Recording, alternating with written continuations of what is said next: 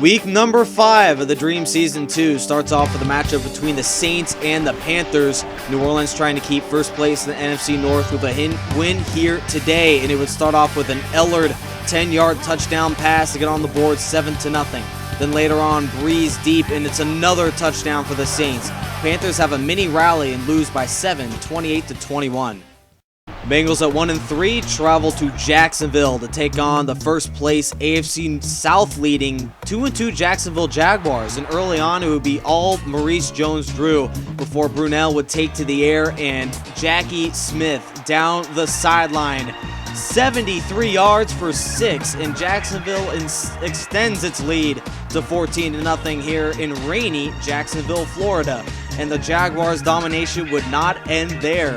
Later on, 21-0 Jaguars before Ken Anderson picked off by Derek Cox, and he has a house call, ladies and gentlemen, 26 yards. And the college graduate from William and Mary has a touchdown for the Jags. They go on to win 49-14 and keep first place in the AFC South. I apologize to whoever was a big-time Seahawks or Giants fan in this Week 5 contest, but my recording somehow screwed up, and I was only able to get a couple plays in. This long bomb to Del Schofner was a big-time play that the Giants used to win 24-20 to improve to 2-3.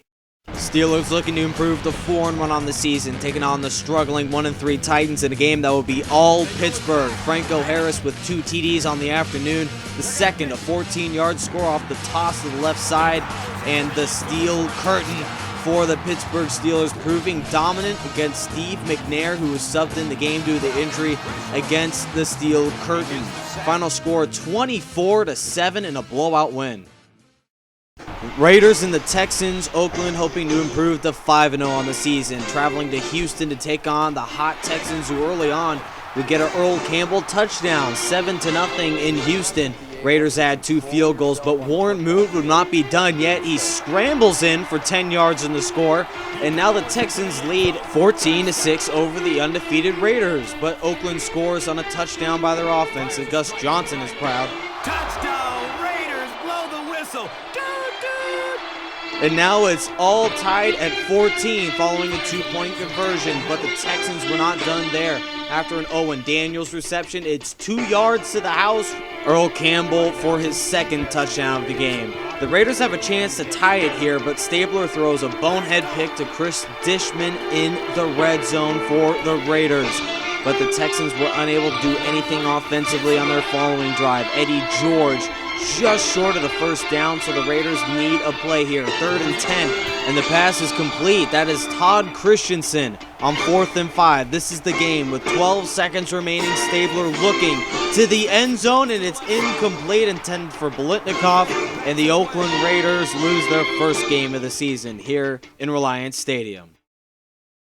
Both teams hoping to maintain first place in their divisions. The Chiefs, with the Raiders' loss, are now just 1 win away from first in the AFC West, but early on it would be the Colts' Reggie Wayne down the sideline. 66 yards to the house, and the Colts get on the board first 7-0. But as Indianapolis, led by Unitas, would try to make it 2 touchdowns, this is Robinson snatching the ball. Johnny on the spot, and look at him fly down the sideline. He has sights for 6 points, and this one is going all the way for the touchdown. And the Chiefs are now tied again at 7 apiece here in Indianapolis.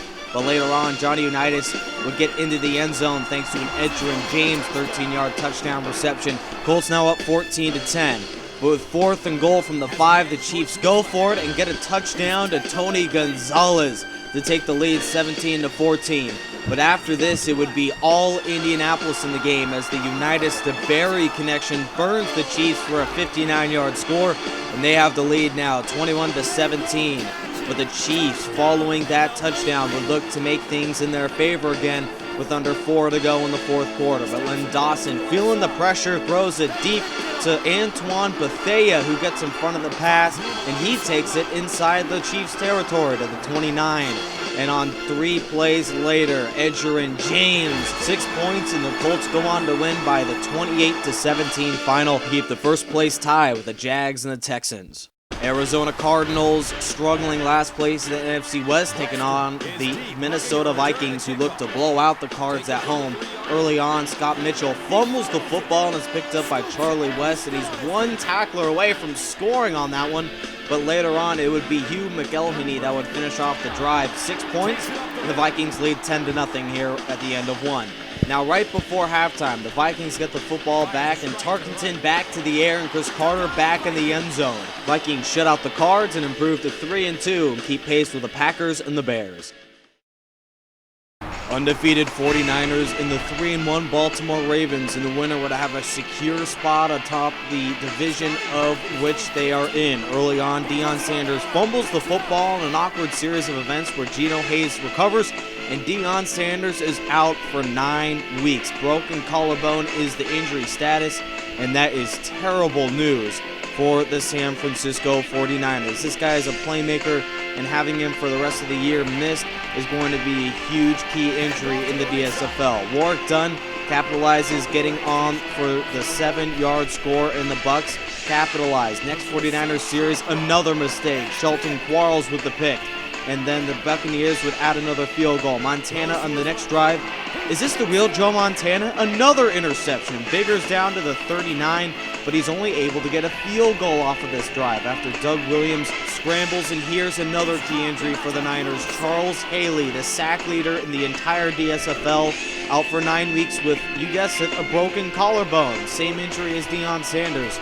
Later on in the quarter, though, Frank Gore put the team on his back, scoring a touchdown and breaking a tackle here. Look at that strong, stiff arm by the Niners running back. He's able to get the first down and later set up a Niners field goal to take the lead. On their ensuing possession, they would have to give the ball away, and Doug Williams has one final drive. He gets Kevin House out to the 46, and then on the next play, Doug Williams fumbles the football, but they recover, and guess what?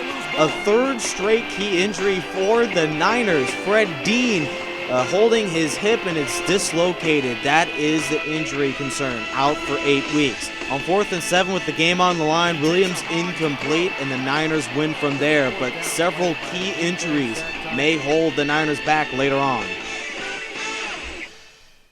Chargers and the Broncos in a game in Denver at Invesco Field, and early on, Champ Bailey, broken collarbone, out for 7 weeks, would be the beginning of bad news in this game. Ty Warren would also injure himself for the year, but the Broncos offense would take advantage, and they would lead to a 30-0 whooping of the Chargers in this one. The offense for San Diego just unmotivated. Now they are 1-4.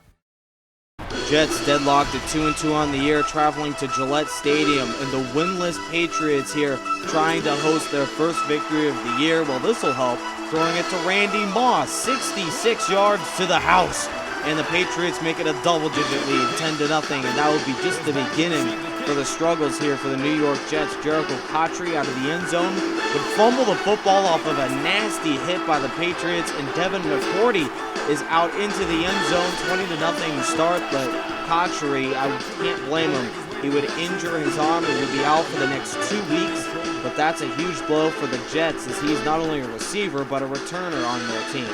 Now Tom Brady, another pass. Randy Moss, and look at him fly down the sideline after 2 broken tackles.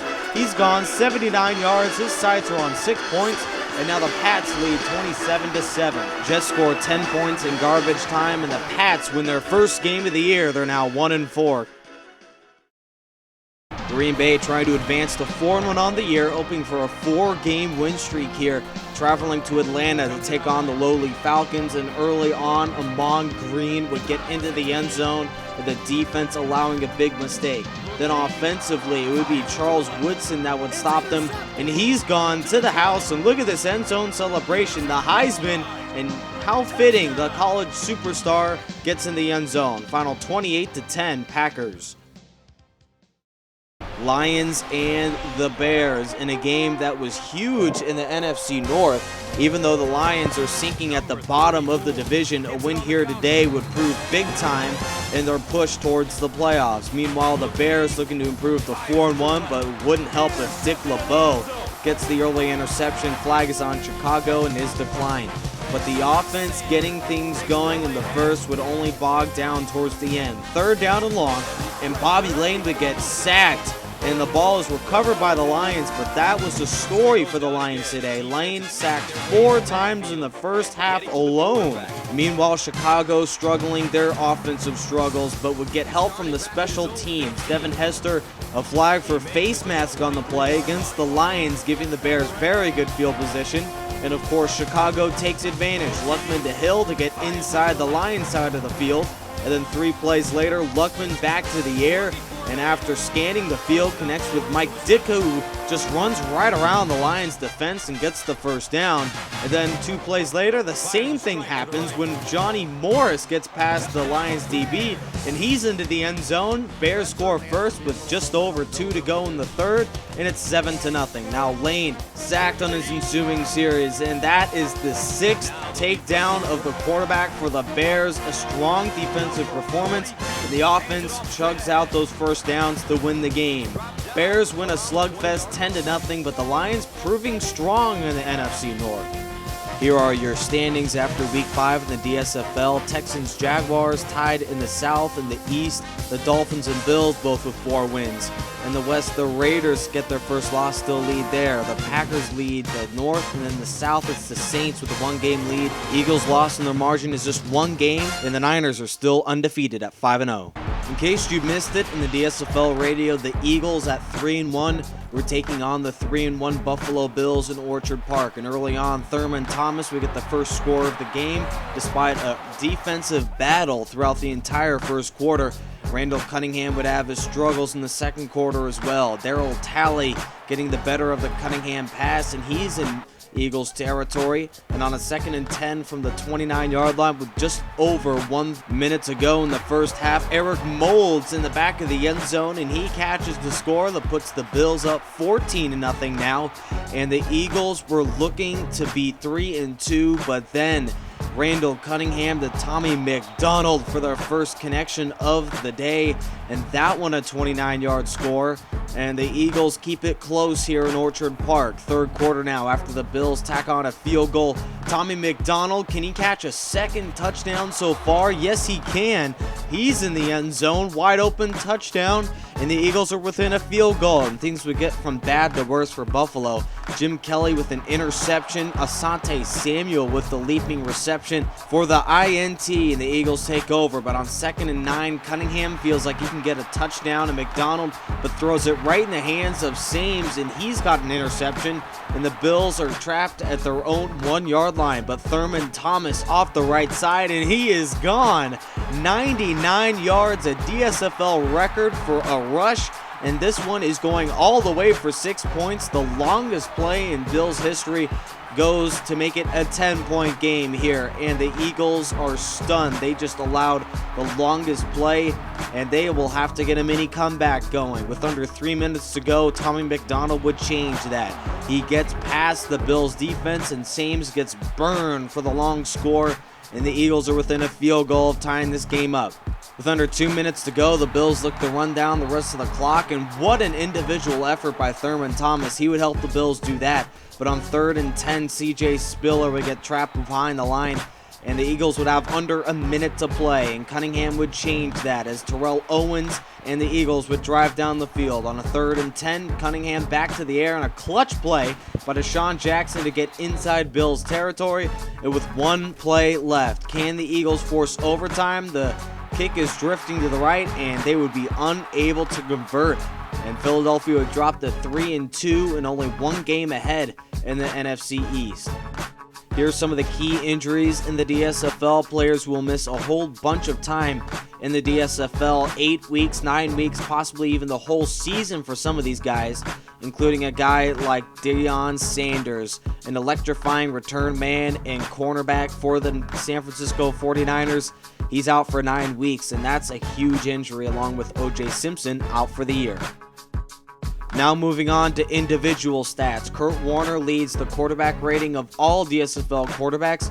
And going on to the running back situation, Walter Payton, Maurice Jones-Drew, and Thurman Thomas are the 3 top rushers in the DSFL. Now at the receiving position, Tommy McDonald. He had 7 touchdowns now after week 5 alone, and he is one of the big-time DSFL receivers. Charles Haley leads the Niners sack attack along with in the entire NFL. He will be missed in the DSFL. Thank you, and week 6 coming up next weekend.